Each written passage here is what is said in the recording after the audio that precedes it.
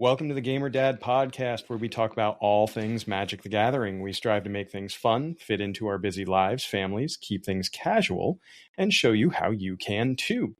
I am Gamer Dad Bob, a nearly 30-year Magic the Gathering veteran who has played formats from Legacy to Standard to Commander, and I want to touch your cards. All of them. With me, as usual, is Jesse Hoagie. Hi, I'm Jesse Hoagie, and it's the Christmas episode, so I have a Christmas joke for you. Hit me with it. Why is a Christmas tree a bad knitter? Because it's all needles? Because it's always dropping its needles. Oh! Almost Close. had it. Close. Almost had it. With us tonight, special guest Andy from our pod, also known as IBTD everywhere else online. Welcome, Andy. Hey, thanks for having me. Andy, you want to tell us a little bit about your Magic the Gathering background? Give us some credentials. Dr. Sure. IBTD for us here. Doctor. I've been playing Magic since, 99, I think, so 25 years. Not quite as long as you guys, but it's up there as well. My first block was the Invasion block, I think. The first packs I ever bought were from Nemesis, so Avatar of Woe. Nice. Cards back then. I've dabbled in multiple formats, but mostly back then I played Standard. Tried to qualify for a Pro Tour, even came within one win, the womp womp.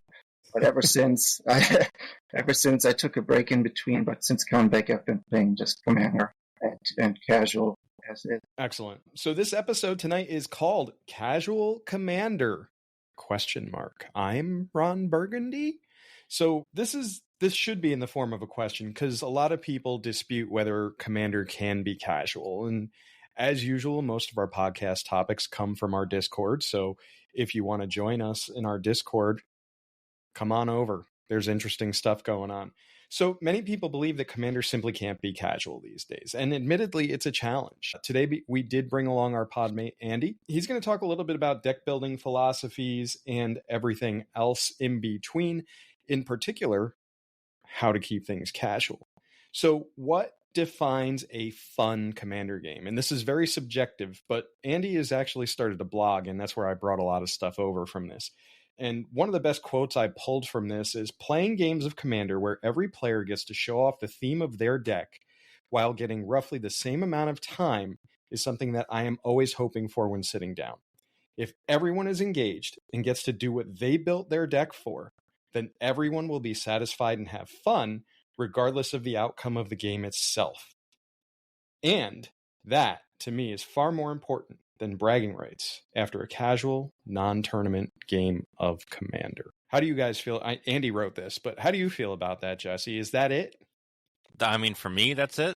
A lot of the time, it doesn't go that way. Like, whenever I play Miram, I tend to win on turn 5 or 6, and nobody gets to do anything because you're dead quick. But when EDH first came to be popular, when I was still playing Standard, this was like 2013, 2014, I remember very vividly playing at our store against people who win on turn 2.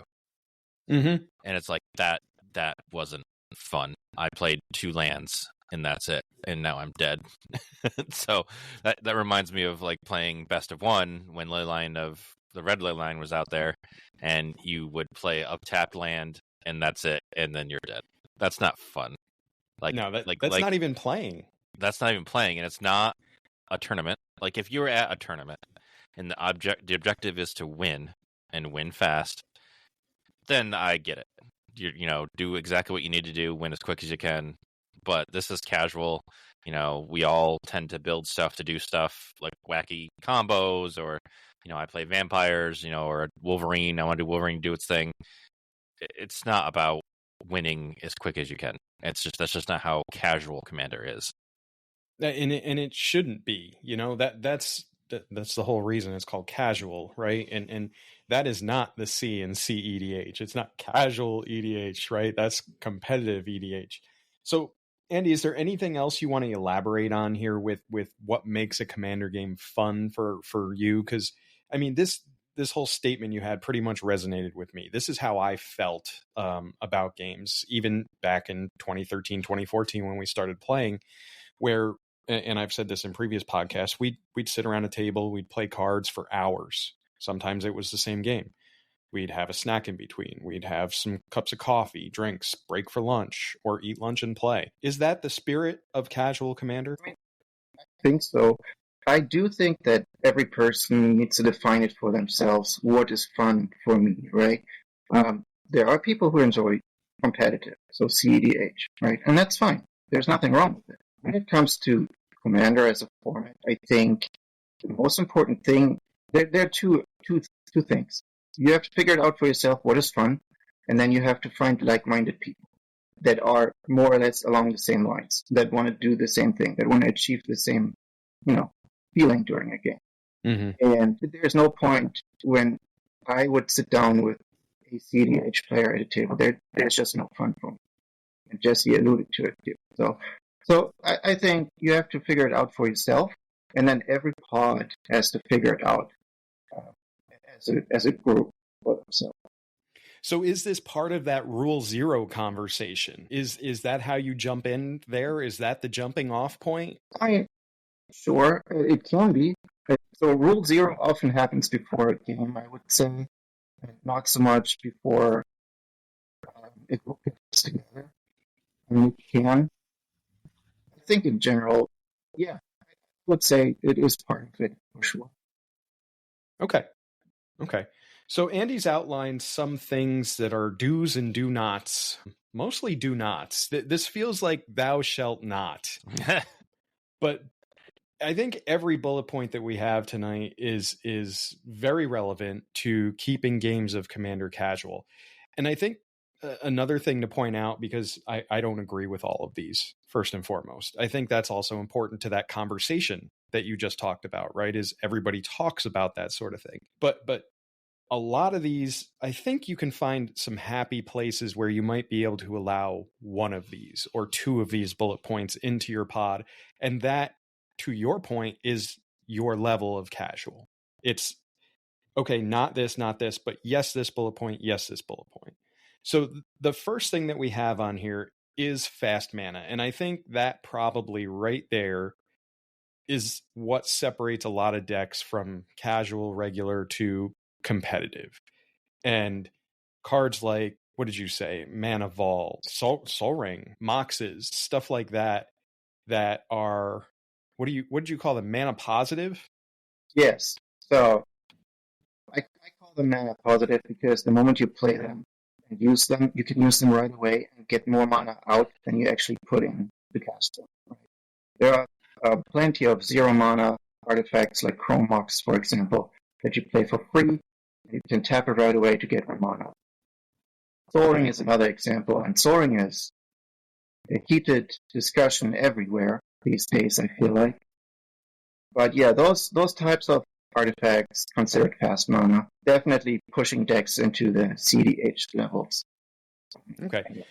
So I think anybody who follows me knows how I feel about Soul Ring, so I'm not going to continue to beat that up, right? I am Soul Talisman's biggest fan. I think that is a fair Soul Ring. When you hit it turn one, it costs you 1 mana, and in 3 turns you can play it, which means you are getting that ramp, but it's not putting you so far ahead that early that you either become the arch enemy or you just flat out can win the game. Jesse, how do you feel about how does Soul Ring make you feel? That's complicated because Soul Ring is like, you're talking classic base alpha set. It was in that. So I didn't go back and look, but I'm curious to how that was played and when it was standard. I don't know if standard was back then, but back when it wasn't just Commander, I'm wondering how that played. I don't know. It's very. I feel like it's just on the edge of not fair. I feel like if it was 1 mana and it gives you only 1 colorless, it'd be a little more fair. Mm-hmm. Because you're still paying a mana and you get a mana out of it. Mm-hmm. But mana neutral, yeah. Now there was the EDH rec thing where they tracked, what the win rate of people playing Soul Ring was, and it was over 50%. I don't know what's like that in our pod, but it sure as heck feels like if you get the turn 1 Soul Ring, you already won. I'd agree that it's probably over 50%. in our pod, just the way that things have shaken out. I'd argue that's probably 60% in all seriousness. It's so complicated because it's in every precon. It is. So it's like, honestly, sorry, Jesse, go ahead. Yeah, it's same with like our Arcane Signet. Now that's a little bit better because it's 2 mana for 1, but it's 1 of any color. But the fact that it's pumped into every precon, it's like, okay, then is every precon CDH too? And it's not. So it's very, like, if Wizards wasn't pushing it so much, I think it would be more of an easy, okay, it's this, I don't want to play this. But since it's pushed so much, it's like, oh my god, kind of like Temple of the False God. That's in every single precon, but it's a terrible card. That people hate that card. Yeah. But yet Soul Ring's there and everybody loves it. Right. Andy, you had something you were gonna bring up. Yeah, I was just going to say, you mentioned Arcane Signet. Arcane Signet is, for me anyways, part of a different class of mana artifacts because it's not the mana positive thing. If you look at that part specifically, and you want to have a discussion about not using it in your decks, then you also have to look at Hearts of Paradise, Lana Wilds, that whole type of, you play it, you can get 1 mana out. It's not a mana positive kind of card, right? So you would have to look at all that too. But the real problem are the Soul Rings, the Chrome Moxes, the Mana Vaults, and so on and so on.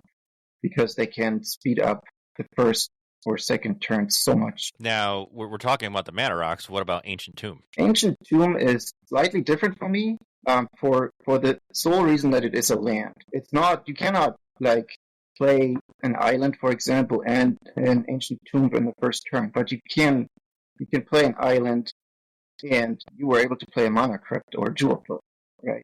So it's quite different. And sure, 2 damage for tapping it is not big in Commander when you have 40 life, but after 10, 12 turns or whatever, in casual, it does get up there. I've had games with friends where they definitely took around 16, 18 damage from their Ancient Tombs. And they didn't win the game by then? Nope. Okay.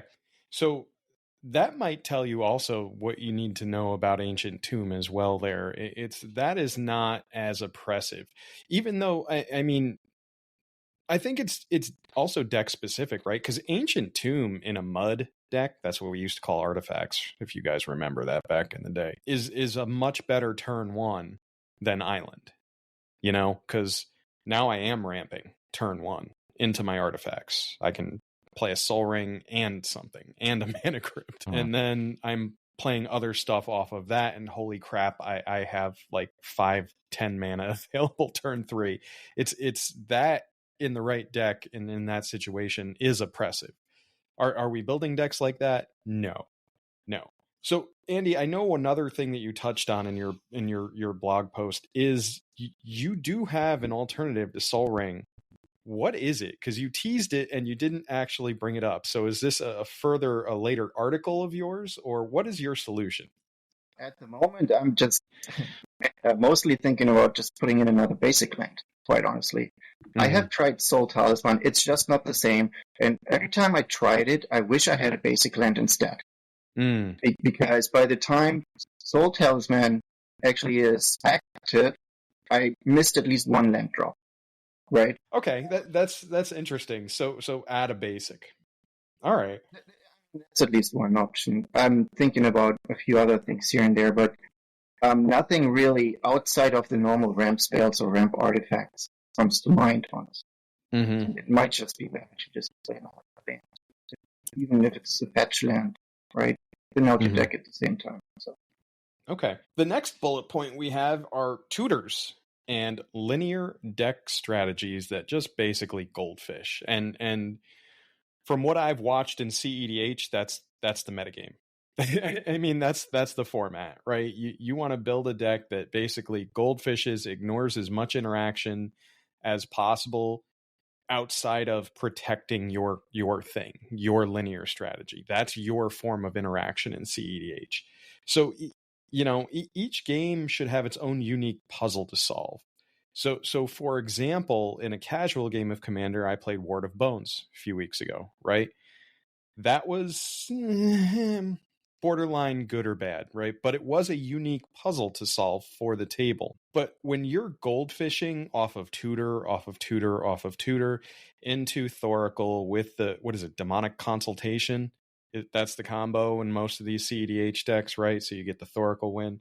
When your strategy revolves entirely around that, you're not casual, dude. I mean, that's just not, it's not interactive, right? You don't get to politic. You don't get to do everything, every part of Commander that's fun. It's just a race. Jesse, where are your thoughts on tutors? Because I think casual has a place for tutors. I think we definitely should be allowed to have some.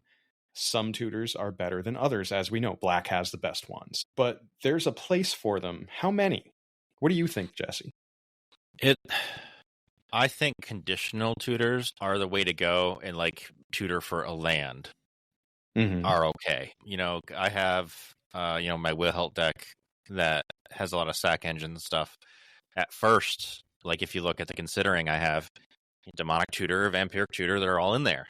But I like we talked as a pod and said, this is pretty oppressive when I have, a butcher out or grave packed out or whatever, and me tutoring for those did not feel good. But tutoring for a land is generally okay. I mean, at the most, like a tutoring for any type of card, maybe one. So your demonic tutor, right, is probably the best example there, right? Tutor for any card. One of those is cool. Even that is stretching it, depending on the deck.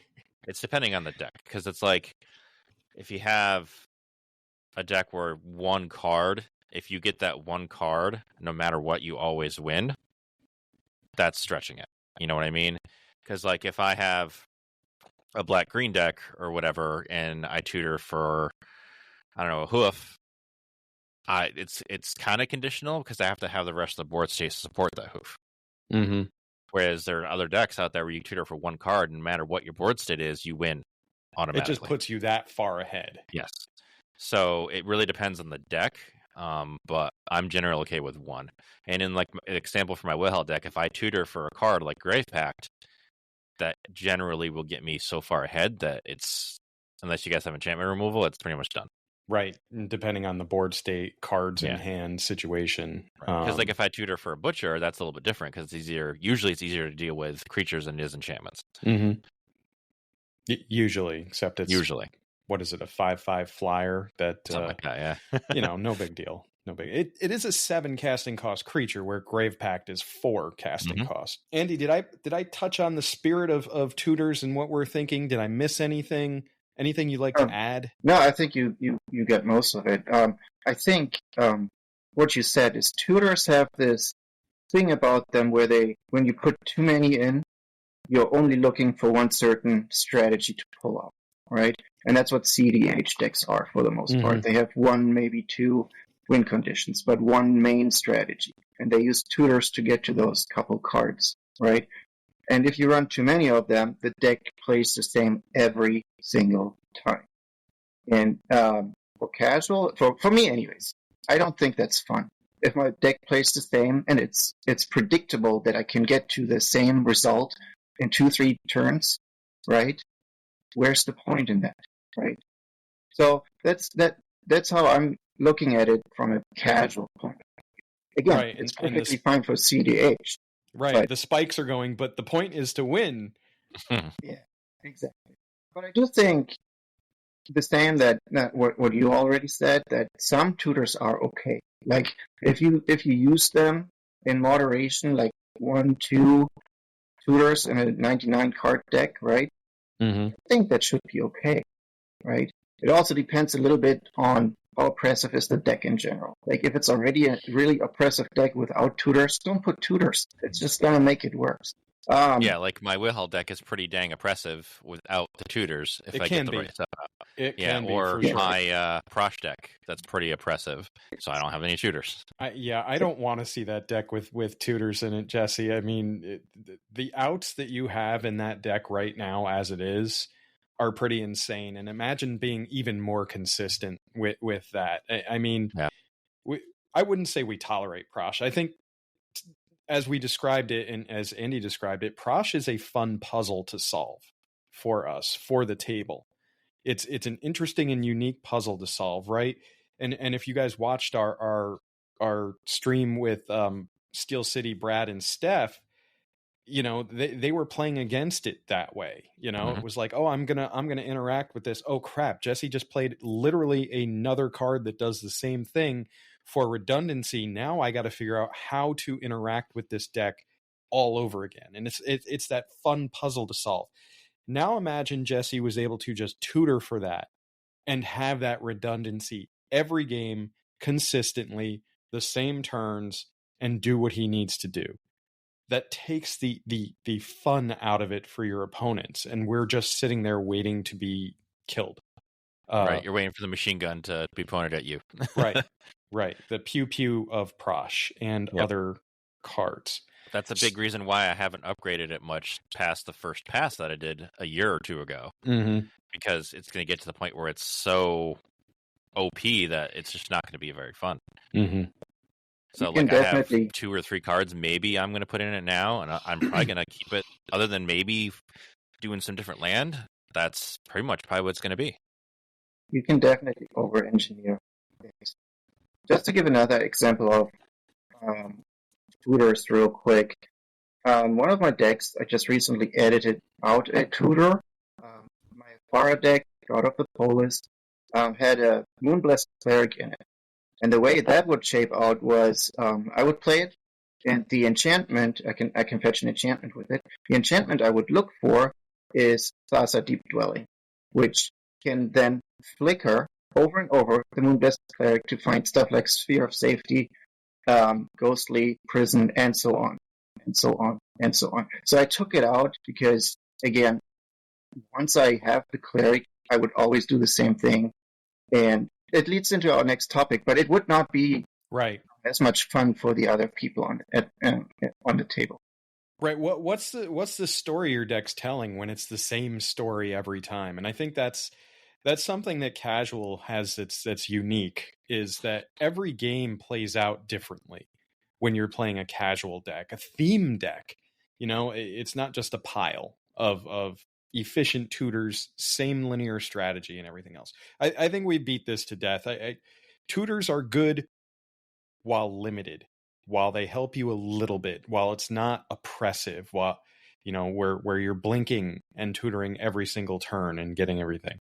So as you talked about Sphere of Safety, so Pillow Fort and Stax decks. So I'm going to start here because I am probably the offender the most in our pod with those kinds of decks. Jesse's shaking his head here. You guys, if you're watching live, you can see it. If you're listening to the podcast, you cannot see Jesse shaking his head. One of my very first EDH decks, period, was a Loro. And I turned it into a Pillow Fort deck. I didn't know it had that name even at the time. It was, when did that Commander set come out? 2015? Something around. It was one of the first couple, yeah. Yeah, and that introduced that introduced Eminence before it was even called Eminence. Right. And I turned it into an Esper Pillow Fort deck, and it was oppressive. And what did I do? I rebuilt it a couple years ago. And it was just as annoying and just as oppressive and just as unfun to play against. So what is Pillow Fort? For those of you who don't know, Pillow Fort are cards that tax your opponents to attack. Basic combat that is a huge part of the game. And I think that's where Pillow Fort is a detriment to casual play. It's because you want to be able to take game actions, as in turn your card sideways. Well, unless they're vigilant. Turn your card sideways, attack. It's part of the game. And now Pillow Fort is going to say, not unless you pay 2 for that. Oh, wait, no, I have Ghostly Prison and Propaganda out, so it's 4 per creature. Now you can't do anything. I have to choose between attacking or not. So that's where that gets pretty oppressive. And I've built that into, there's a lot of archetypes for that. You can do Life Gain Pillow Fort, Planeswalker, Stax, and Pillow Fort. And then you're really the arch enemy and you have no friends anymore after that game. I've taken apart all of my Pillow Fort and Stax decks. I just don't have them anymore. I played them once or twice. We decided they were incredibly unfun to play against. And poof, They're gone. I've reused some cards in other commander decks. Jesse, I don't think you've ever considered even building anything like that. Did I cover how unfun and stupid it is for a casual game? I mean, I feel like I had like a Sphere of Safety, a Propaganda, and a Ghostly Prison out at the same time at one point, and it was like 7 mana per creature. Yeah, it undoes the exact reason why 99% of the people play this game. And to an extent, it's kind of the same as counterspells or something like Cyclonic Rift, depending on how you're using it. It's the whole point of Magic is, like, for most people, you're going to attack with creatures. Now, I understand there's different strategies that are like spells and direct damage and that type of thing, but to make it that hard just to play normal Magic is not cool. It just isn't, because it's not fun, and it's literally just you sitting there going, well, I can't do anything, so I'm just gonna sit here and until you goldfish for your answer. Right. It's some of the most unfun games I've ever played. Yeah, I'm sorry. Between that and too many counterspells. I mean, a lot of that was just kind of showing the new people that hadn't played Magic, that were our followers, right? This is a possible archetype. And clearly I showed them and took them apart. So Andy, what is normal Magic then? If we're talking about that, what is normal Magic that is not Pillow Fort and Stax? What is Stax? Stax. Stax is much worse than Pillow Fort, because Stax absolutely prevents you from doing anything, right? There are cards that don't let you untap at all, right? And then, whoever played that card has a way to not be affected by it, and that player can play, and he's the only one being able to play. So Stax is the worst, and there's like, all the fun is suddenly gone. Someone puts down a moat or whatever, right, and protects it with nice callback.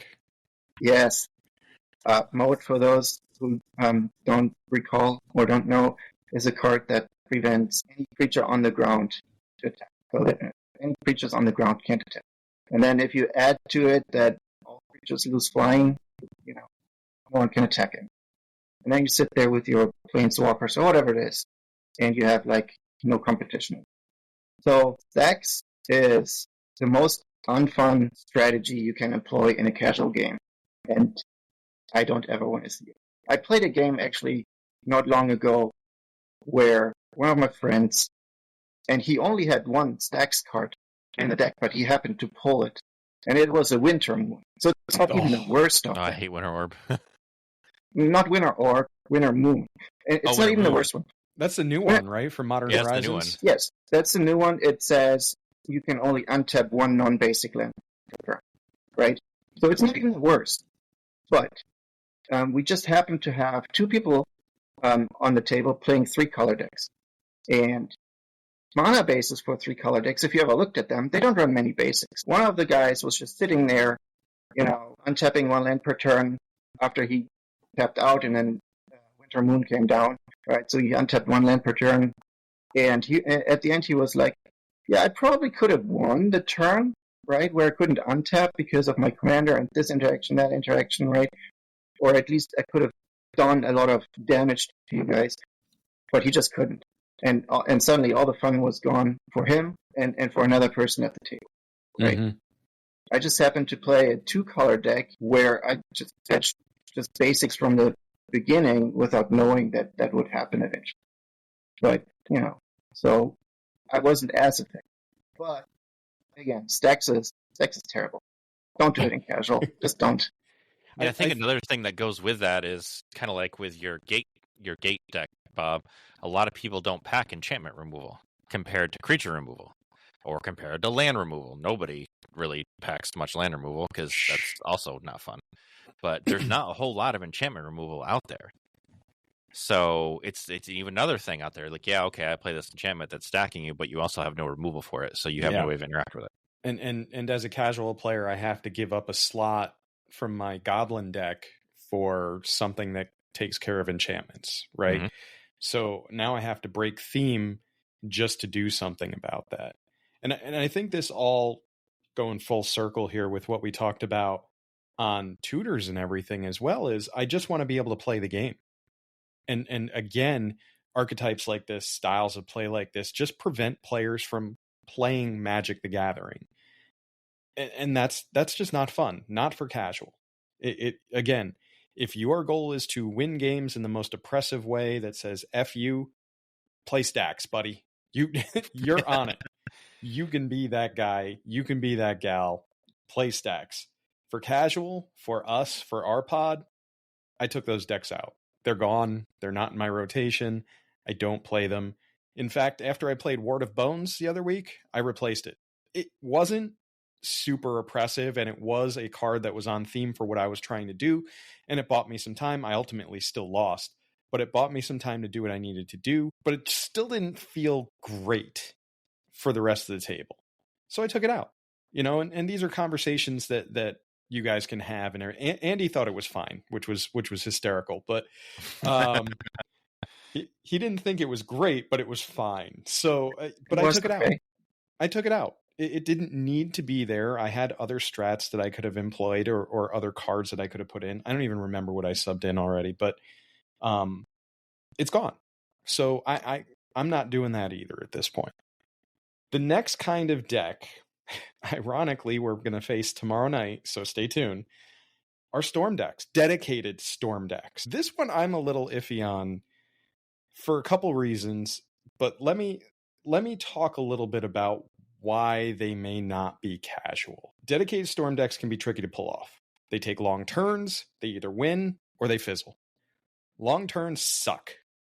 When I'm sitting here staring at someone take 20 minutes to I'm going to keep it PG here, to dirtle,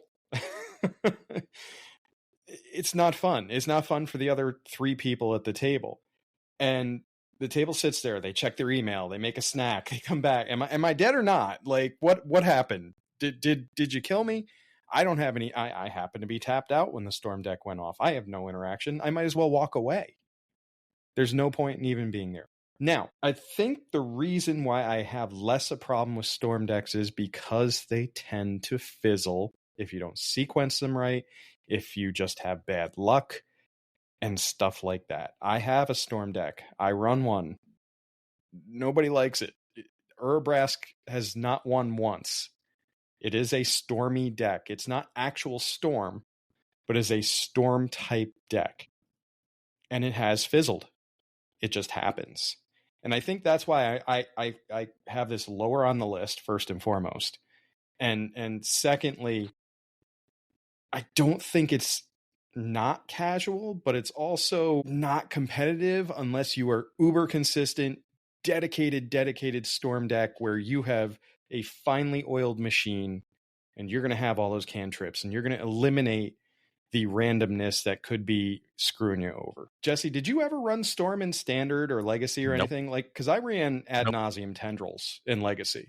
It was one of my favorite decks. It was great. Yep, I've never run those type of decks. I've always been turn dudes sideways and hit you in the face. That's just what I do. And when it comes to storm decks, I think it goes along the same lines of I don't like goldfish games, and that's exactly what Storm is. That is only what Storm is goldfish games. And the long turns, oh my god, the long term turns is when I don't say the most annoying thing to me, but especially when it's us playing on a Wednesday night at 8:30 after working all day, and we have an hour and a half to 2 hours before I start falling asleep. If I have to sit here and wait for 5, 10, 15 minutes for someone to take their freaking turn, that is a gigantic waste of my time. It's a gigantic waste of everybody else's time. So I don't like storm decks. I think a storm deck with Storm as a commander is going to be even worse, but we'll find out. But I think it goes along with the things of do not have goldfish type games. Yeah, I think these types of decks, that is the one section in my blog post, in my blog article, where I went off a little bit, because just like Jesse, I just cannot sit down with someone who wants to play their own game for 15, 20, 30 minutes straight. I labeled these types of decks solitaire decks. It's like a term that made it into the Magic lingo, and it made it for a reason, right? What's the point of sitting down with 3 other people, right, when you don't actually want to play with them, when you just want to play with yourself for like 30 minutes? There we go. There we go. So, instead of Dirtle, that's it. yeah, it's like I said, it's the one topic that I'm particular about because I don't like my time wasted when I want to just sit down and have some fun. Right? That's that's it. Okay. Very good. I think we've touched on the Storm decks. I'm not as, again, I like Storm, so I am going to be biased toward this. Simply for the fact that they can fizzle and then everybody's going to laugh at you, and then you're just either going to shame scoop or just you're dead the next turn or whatever. And I think that's why I'm okay-ish with it. But if your Storm turn is taking that 20 minutes and that clock and spell table's ticking up, you're going to lose me. Yeah, I'm literally going to ignore you and then ask him if I'm dead, Right. But I am going to make you show me the combo. Yeah. And don't get me wrong. There are people who genuinely enjoy watching someone's combo go off, right? Mm-hmm. And that's fine. If you're one of those people, if you have a pod like that, perfect, right? If you want to sit there 30 minutes watching someone's deck do its thing, be my guest. It's not for me, so... Yeah, I'm one of those people. I love watching someone else's deck absolutely pop off. I like seeing I don't call them off meta, but uncommon strategies going off. Like it's something like it's a weird card that nobody plays and it combos with some other weird card. I'm super excited to see that. If it's just like your normal, like you said, Thoracle, whatever that everybody plays, I don't want to see that. I've seen that way too many times.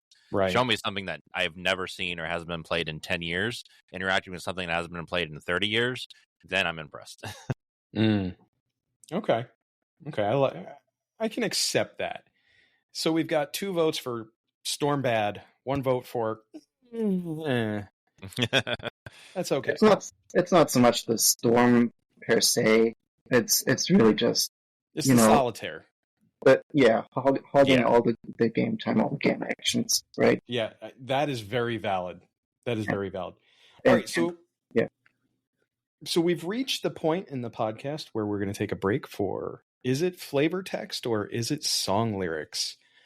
I only have one for you guys tonight. I didn't do a ton of research. I only had one last month also, for what it's worth. But I thought this was a good one. And let me just pull this up in my browser. And let's see. I'm going to go first here. The text is, "Of your blood I will make my mead, an offering to the thirsty jungle." And we're not going to guess until the end. Okay, I'll go next. So I have a lot. Hit us with it. But I'm only going to give one. I have 4 and 3, but I'm only going to give one. So, 2 brothers, young and bright, plunged into the black of night as power twisted through their hearts, bonds of fraternity severed by antiquity, cut by a thirst for Thran machines. Okay. Song lyric or flavor text? I'm pretty confident on this one. I love it though. I love it. I need to know the source, so we'll come back to that. Andy, you have any ideas for either one? Oh boy. Without saying. Not really. There's one word in the one from Jesse that makes me think one way. But... Okay. Very cool. All right, moving back to our next bullet point. And again, this is another one that I take personal offense. No, I wouldn't say I take personal offense to, but this is my Averna deck, right? It is. Right. So we know that this is a strat that Andy does not like very much, and it's a dedicated landfall deck. And it might not be for the same reason that everybody's thinking here. This is very much piggybacking the solitaire long turns point. So landfall decks, dedicated landfall decks where I am fetching once, twice, sometimes 3 times a turn is going to lead to long turns. And if you can't cycle your damn decks fast enough, once again, I'm sitting watching you shuffle your deck 14 times a turn and asking, did you kill me? How big's the Avenger of Zendikar plants now? You know, do you have the Crater Hoof to follow it? You know, stuff like that. And I can see why that's a problem. But my Averna is mostly a landfall deck mixed with some random chaos and other weird stuff, which is what makes it kind of extra fun and people tolerate it. But when you are fetching, when you are rifling through your deck, and this also goes with the tutors, right, guys?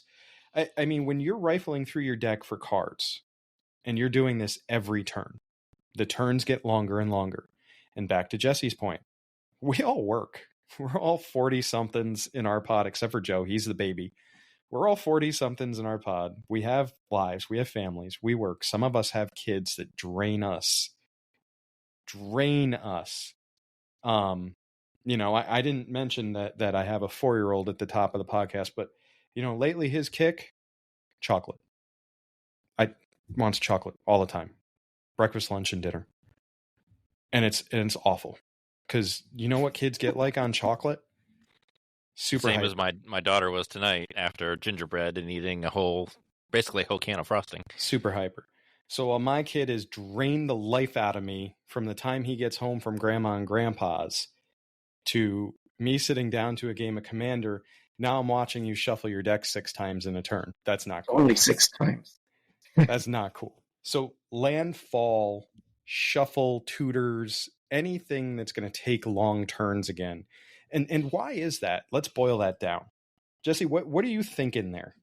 So I think landfall in general, like specifically just the mechanic, I'm okay with that. As long as it's attached to something that's easy to remove, like a creature. I agree with the whole taking time to cycle through your turns. Like I said before, if I'm sitting here, and like you said, if I'm sitting here watching you shuffle your deck 6 times, 7 times, getting all this stuff, that's not fun. Like if it happens once or twice, you know, I get a landfall, I fetch, that's fine. But if it's extending it to the point where, again, you have no way to interact because you're just sitting there watching them goldfish, I'm not good with that. That's just not fun. Because again, it's isolating yourself and stopping 3 other people from playing the game. And I think that's where it boils down to. And I think that's a lot of what makes things casual versus not is, as we said at the very top, I want to feel like I was able to play a game. And me sitting watching you shuffle ain't it. It ain't it. Did I miss anything, Andy? Because I kind of aggregated a lot of what you talked about for landfall into like one tiny sentence. So did I cover it? Yeah, you definitely covered it. I think that landfall as a mechanic in general is perfectly fine. I don't mind the occasional trigger from, like, say, an evolution stage in a +1/+1 counter deck, right?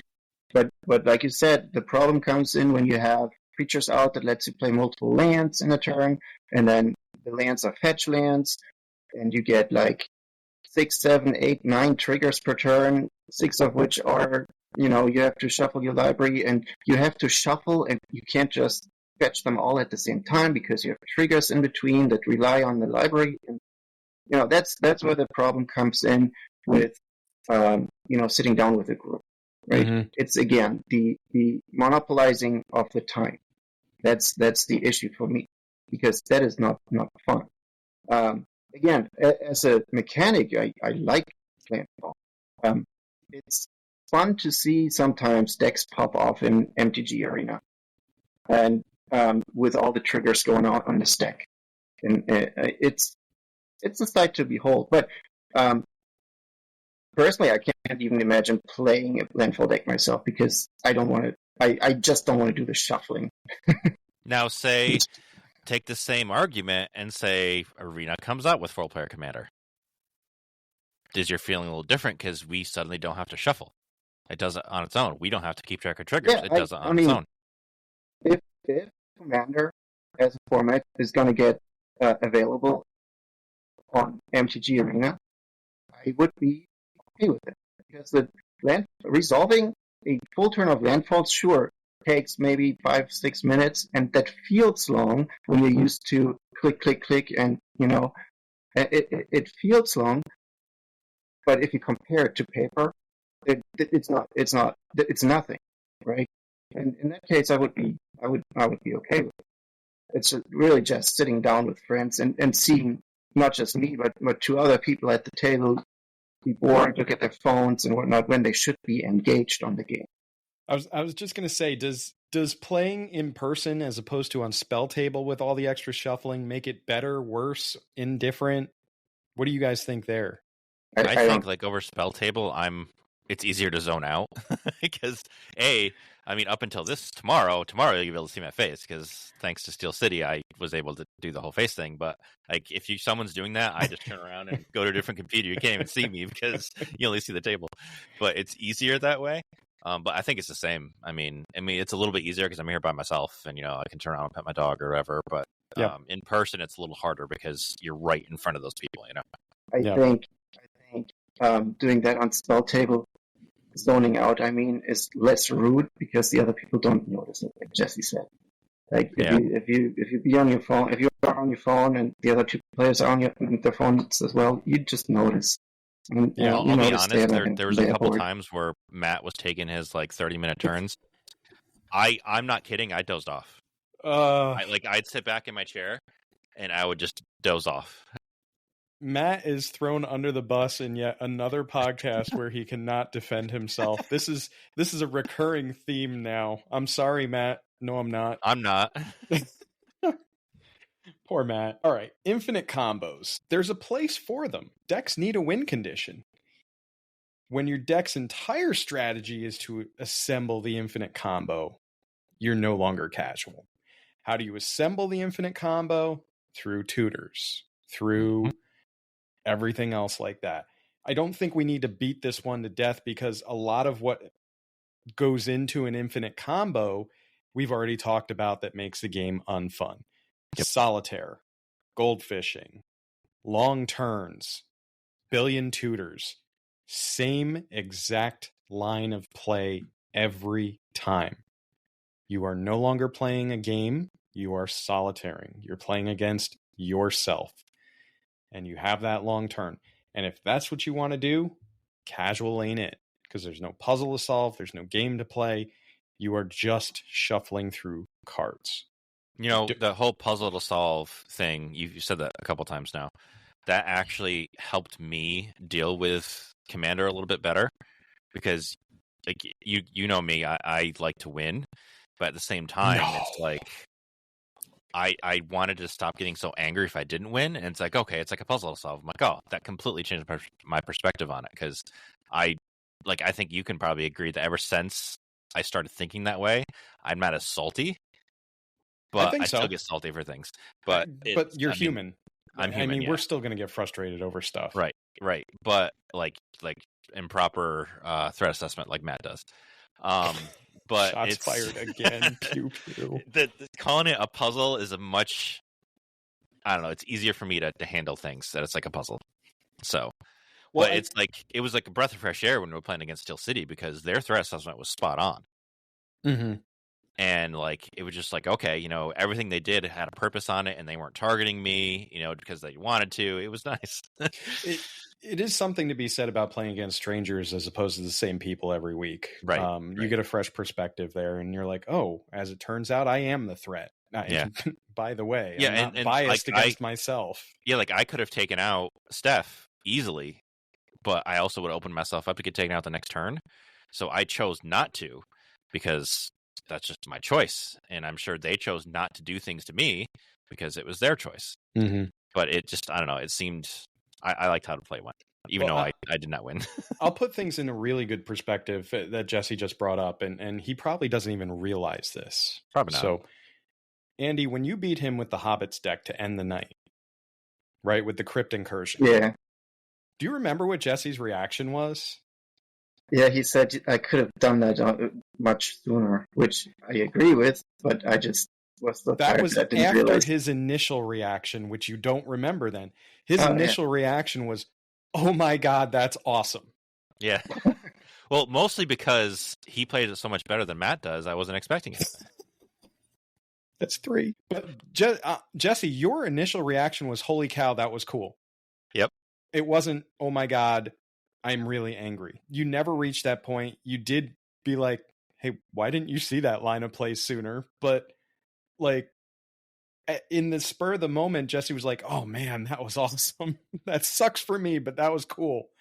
And that was Andy solving the puzzle at that point, especially when you're staring down a crater of behemoth Yeah. right before an attack step, you know. I was like, when I drew that and I had everything, I'm like, I'm 100% going to win this. Like, there's nothing he can do. Yep. And then that came out, and I honestly don't think anytime we've played that deck, I don't think I've ever seen that card. We've never seen Matt play that card. No. It just hasn't made its way into his hand. Right. Yeah. So it's like, I did not expect that. That was amazing. Yeah, it was a fun situation, honestly. It was the infamous Ward of Bones match, too. That, oh, it was! Socrates, which helped me out a lot, by the way. Yeah. But puzzle. The situation was, puzzle. The situation was Jesse was playing Crush and just made a bunch of kobolds ready to swing in with a Crater Hoof probably on the next turn. And I was like, okay, let me just remove Crush. And then I had Bilbo and Essence Warden out, meaning... and in addition, I had Sanguine Bond out. So, meaning I would gain life for every creature that enters, and at the same time, I can do damage to an opponent. So, my idea was to just lock Jesse out of playing Prosh again, because if he had, he would have just died. Yeah. Right? You would have made so many kobolds and Prosh that you would have just died from my life gain triggers, right? So, that was my thinking. And I didn't really think about the Crypt Incursion in my hand. I asked about graveyards a little bit earlier in that match. Oh, yeah. Right? 2 or 3 turns you asked about it. Yeah. And I also never looked at my own grave.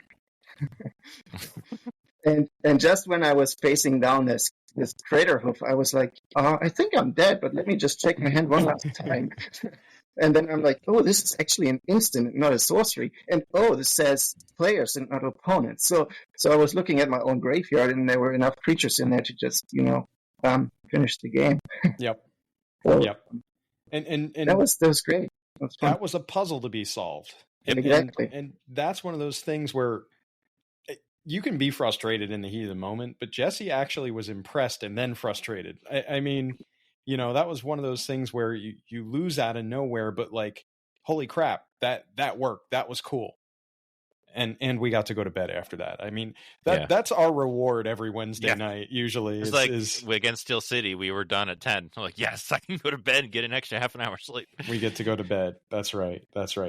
Speaking of going to bed, no, that's a bad transition. Are board wipes okay? It kind of like with tutors, it depends on how many. Mm-hmm.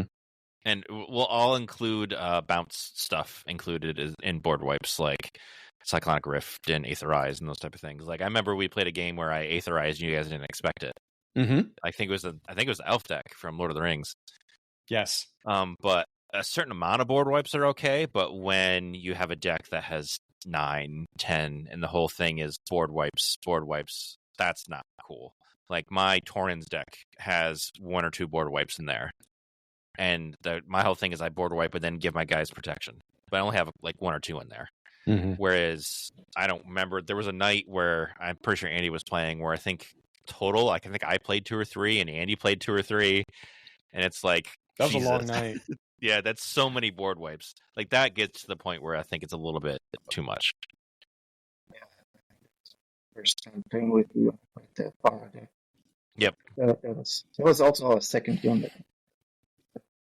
Yes. I think that just to piggyback on what Jesse said, I think board wipes are necessary for a lot of decks, but they have to also be not. You shouldn't be running board wipe tribal, right?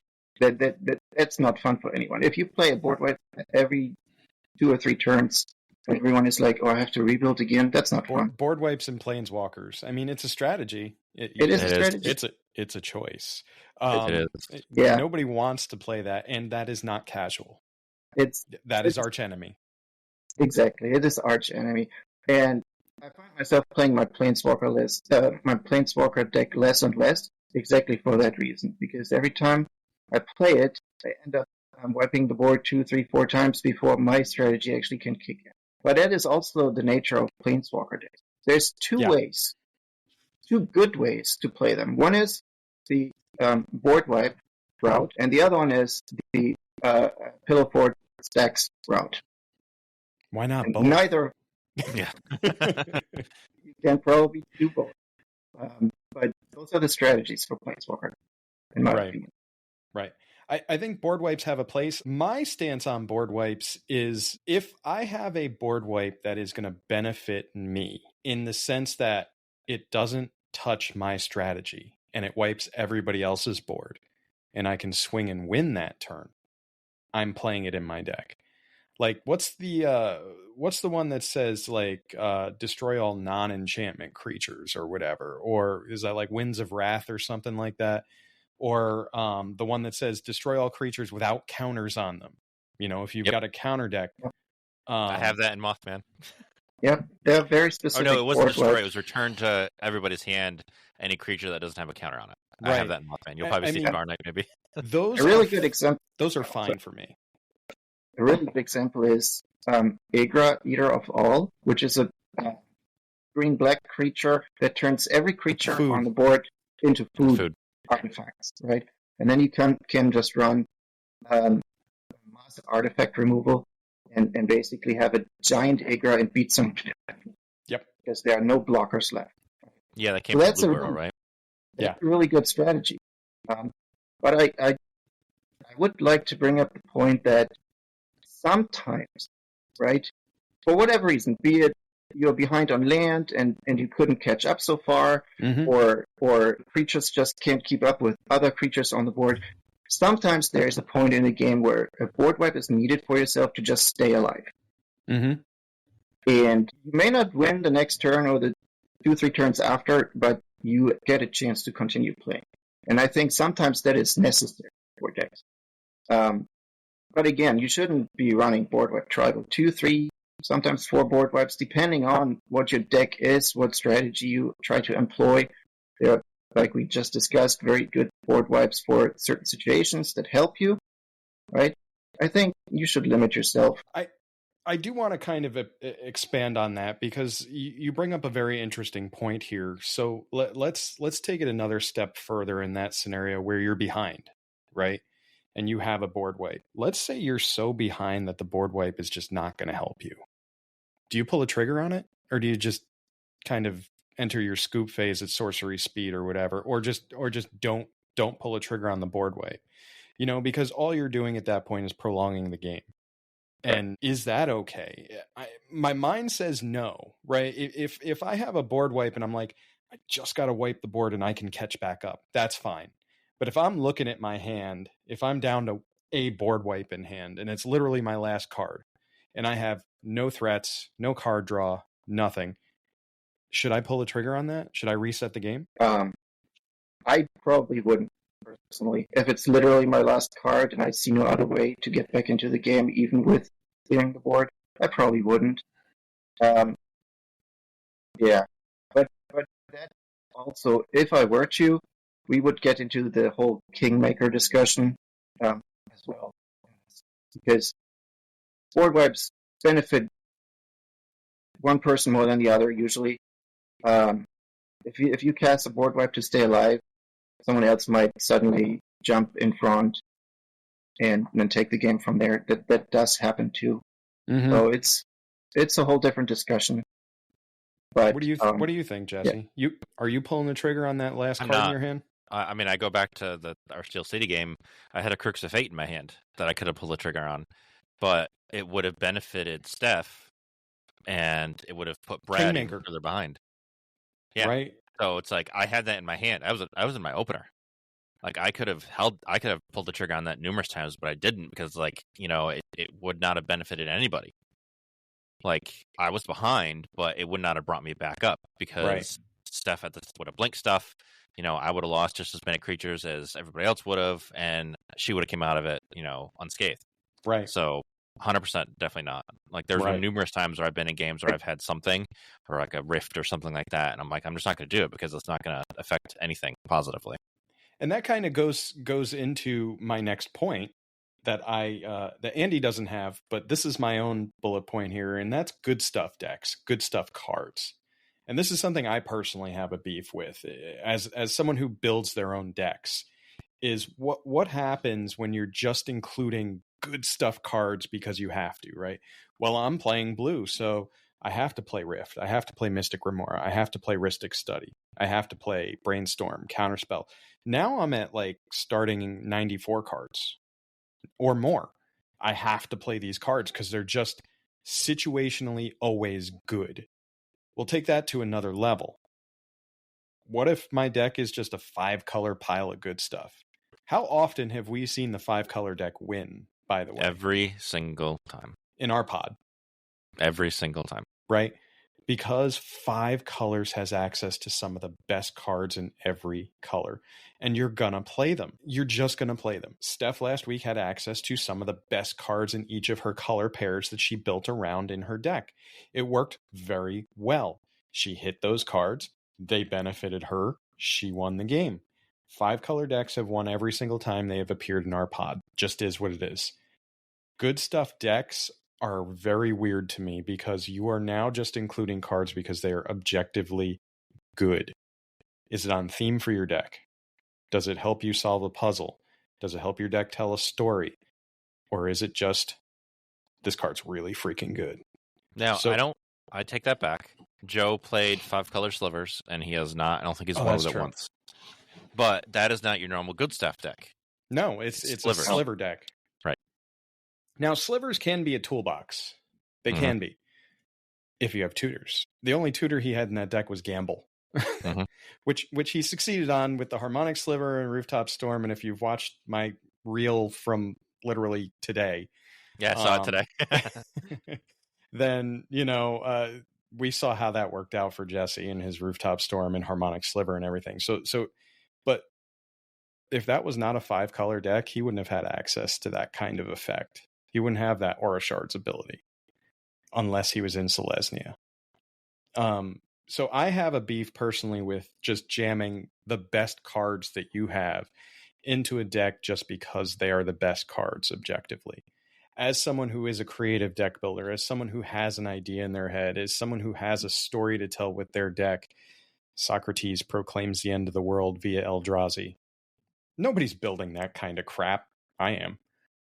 But as we look at those decks, I had a choice. Easily. I could have played Smothering Tithe and Rhystic Study in that deck. I like drawing cards. I like treasures. It would put me way ahead. Did it need them? No. Am I going to put them in the deck? No. Stop building your decks with good stuff cards just because. Those are slots that can go to other fun or unheard of cards that nobody's seen before. And listen, we're content creators here. All of you. Believe it or not, all of you are content creators on this podcast at this point because you are on our streams. Play something different. Play something that people haven't seen already. Back to the linear strategy. Play something that doesn't have a linear strategy. Play something interesting. Play something out of Invasion, Nemesis, weird cards, traditionally bad cards, something out of Mercadian Masks that nobody's seen. Something out of Cold Snap or Ice Age. Play that Scaled Worm, that 7/6 Jester's boy. Cap. Jester's Cap. So this is, I have a problem with good stuff cards. Jesse, what are your thoughts? I have a big problem with good stuff cards. I don't respect anybody that plays them. I'm not a deck builder, but at the same time, if you're playing good stuff, you are the most vanilla person I have ever met. And you're just, I don't know. Like, I have a theory, and it just popped into my head that the people that play these type of cards, like good stuff and, the Pillow Fort and those type of things, I feel like they're younger people for the most part because they don't have a life and they don't care if the game takes this long and they're, being a dick to everybody. Whereas we are older and our time is precious. Boomer magic. Here it is again, chat. It's just a theory. But back to 5-color, I don't think it takes any imagination for 5-color. I don't think it takes any thought for 5-color. And part of it is Wizards' problem because so many cards that if it's Wooburg, they're so strong. There's so many things that are so strong Mhm. that are one of every color that it's just easy to build those decks, and they're always strong, no matter what you do, and it takes no skill. It's just like playing mono red. It takes no skill. If you have access to the right mana base and build the right mana base, or Right. net deck the right mana base, because you can build a 5-color deck with an absolutely garbage mana base, and you're not going to do anything. All your lands come in tapped or something. Like even with my Child of Alara Gates deck, I had to have ways to tutor for lands or enchantments that brought my stuff in untapped because the deck was trash otherwise. So you have to know how to build those mana bases. But yeah, 5-color is good stuff. Andy, anything to add? I know this is not something you talked about, but I think you might have had some stuff to think about as we've been rambling on with our boomer magic. Yeah, there's certainly a few things. I didn't touch specifically on this, but I talked about choosing your commander. Mhm. And I think what you said is 5-color commanders tend to often be like not mechanically the most interesting ones. Take Niv Mizzet Reborn, for example. Right? Steph played that one. The commander doesn't really do anything for a specific strategy. What the commander does is refill your hand on demand. Yep. That's all it does. But it's so strong because it is 5-color. The crazy thing about 5-color commanders is that most of them, if Golos were still unbanned, most of them wouldn't even be played because Golos does what they do and then some. Mm-hmm. Right? So most 5-color decks would just be running Golos as their commander, just because of it. And I don't think there's any creativity in it, personally. I don't mind someone playing a 5-color deck, and I welcome the challenge, but I wouldn't build a 5-color deck for myself, just because I think most of the commanders available are not that interesting. I mean, look at my Tom Bombadil deck that I built for memes. I built a friggin' Universes Beyond only deck to destroy the immersion of playing Magic the Gathering for memes. And it turns out the deck was friggin' good. I even took it and played it and won the only time I played with it. So, like, was never even looking at it before, other than Bob playing it across from me, and I won with it too.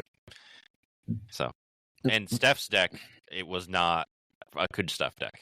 Like, yeah, granted it was 5-color, but it had a theme. It was dragons, so that's not really a good stuff It deck. did have a theme, which I could absolutely appreciate, right? And she basically won with dragons, and the Conjurer's Closet Niv was really oppressive. That sucked. Mm-hmm. It gave me some ideas for my Shroom deck, but that was the part that sucked. That's the part that Andy talked about, right? The card itself isn't amazing. It's a 5/5 flyer, right?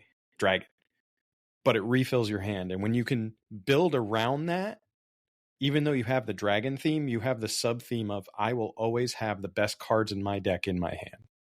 And it's a toolbox. We're back to the toolbox discussion. I have outs for days. Bob's running Shroom. I have a merciless eviction for him. I'm still traumatized by that play, by the way. It was farewell at home, for us there. It was. But, that great strategy. It worked. It worked very well. There's other ways that you can go about these things. Last bullet point. Oppressive and relatively unfun cards. We touched on Smothering Tithe, Rhystic Study, Winter Orb, Stasis. Stuff like that. They're not fun. They're not cool. Not fun. And I am so effing tired of people on streams. Command Zone. Shuffle up and play. Do you pay the one? Do you pay the one? Do you pay the one? Stop playing these cards. It's not casual. It's not interesting. We've all seen it. We've all heard do you pay the one a billion flipping times. You guys are content creators. Do something different. And that's why we don't play those cards either. Because we are so tired of seeing it. We're so tired of saying it. I don't want to remember all those damn triggers. Mm-mm. I'm even to the point where I might take Esper Sentinel out of my decks. Like, that's not in the same class as Rhystic Study, in my opinion. It's not quite. It's a 1/1. I mean, I could gut shot that on turn one. But you draw a card. It's the same vein where it's like I get stuff, or you have to do something extra, or I get stuff. Mm-hmm. It's kind of the same vein, but not really. It's a lot easier to deal with it because again, it's a 1/1 creature, not an enchantment that nobody has enchantment removal for. Right. So I don't like those cards. I won't play them, and I don't like people who play them. I'm casually slotting Esper Sentinel into my Shroom deck. Yeah, for me, I think that's a good point. Cards like Smothering Tithe and whatnot. There are very few decks that I think those cards legitimately can go into. Mm-hmm. For example, just speaking for myself right now, I have 3 decks that are running blue, and only one of those decks is running Heuristic Study, because the other 2 don't need it, cannot make good use of it. I mean, let me rephrase that. You can always make good use of Heuristic Study. Yeah. But I think to push my own strategy ahead, there are better cards to do that. Right? You have seen my Shana deck pop off. I draw enough cards as is. I don't need the Heuristic Study to do that. Right? So I can just put in something else to help me get ahead more or to win. The very stageless insight. Just because your deck runs black doesn't mean you have to put Necropotence in it, or that. Like every black deck, not every black deck needs the cards. Just like every blue deck doesn't need that, and not every white deck doesn't need Smothering Tide. It's Every green deck doesn't need Gaia's Cradle. Oh. Creatures. No, I mean, not every green deck is a creature deck. No, not every green deck is a creature deck. But if I play creatures, I'm gonna have Gaia's Cradle in there. Great Henge. That's a little different. That's a good stuff card. That is a good stuff card. Just saying. That is a good stuff card. It depends on the deck. And I'm not saying take it out of your decks either. No. Right. I think EDH decks in general need card draw. Period. And Great Henge is a card that does just that for you. Right. Low-cost alternatives are obviously like Guardian Project or something. I'll tell you what, that's one of those good stuff cards that I slot in every green commander deck I play. Guardian Project's in every green commander deck I play. You probably should. You want to keep up with all the blue decks out there. Mm-hmm. Damn blue players. Wait, who said that? The bane of my existence. All right, guys, we're going to circle back to, is it a Magic the Gathering flavor text or music lyric? And mine for Jesse was, of your blood I will make my mead, an offering to the thirsty jungle. Magic card or song lyric? What do you think, Andy? Oh, man. It kind of sounds like something someone would put in a song. But then again, some of the Magic flavor text is just as poetic in some ways. And that's why this segment is fun. Exactly. Wild guess, probably. I want to say it's a Magic. I'm going to say it's a Magic card. It is Jund Battle Mage. Yep. I wanted to give Jesse a Jund card because I was thinking Avenger of Zendikar for some reason. But okay. Yeah, I had green at least. So mine was, 2 brothers, young and bright, plunged into the black of night, as power twisted through their hearts, bonds of fraternity severed by antiquity, cut by a thirst for Thran machines. So this has to be like Urza's Silex or something like that. This is a Magic card, clearly because of the Thran and the brothers Urza and Mishra, right? I feel like it's on one of the Silexes. Andy? Yeah, that's what I was thinking too, but maybe you're faking us out and found something that uses the word Thrawn somewhere else. So, Andy is right. I found a band that is a metal band that makes music around Magic cards. Who is this band? Visigoth. And the song is called Final Spell. It is about the Brothers' War. Yeah, clearly it was about the Brothers' War. That is an absolute trip. Jesse I found with a whole bunch of them, and that is the one I chose because it was the most, because of the Thran stuff on the brothers. nose, right? Yeah. So it felt a little unfair, but the song is actually pretty damn good. Deep cut. We'll be listening to that tomorrow. For sure. Final Spell. There's also a band that made a song called Path to Exile. There are many, many bands out there that make metal music around Magic cards. That is a trip. I did not know that. I legitimately did not know that. Wow. All right, guys, any final thoughts on Casual Commander?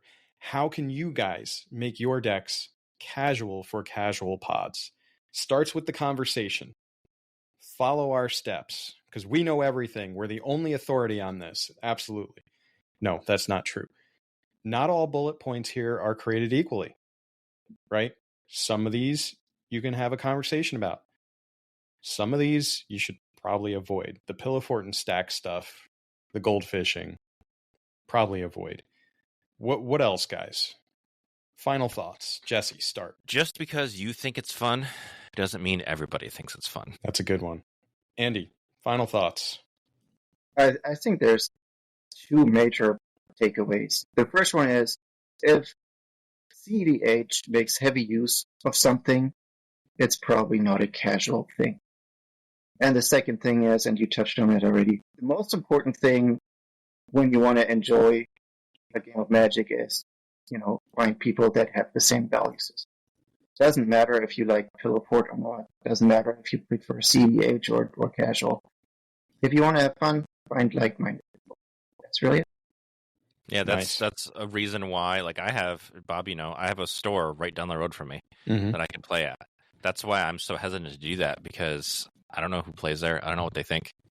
I could be walking in with, one of my not so powerful decks, and you can bring a squirt gun to a machine gun fight, and I could face all the CDH stuff or CEH stuff. So I'd rather not. It's just a waste of my time. I'm old. I don't have much time. It's the devil, right? Yeah. That's where we're at. That's the Gamer Dad pod. I'd much rather deal with 20-minute turns and getting targeted by Matt than go to a store unknown. That's right. And who knows? You and Matt live so close to each other. They could he could show up at the store and have terrible threat assessment too. You never know.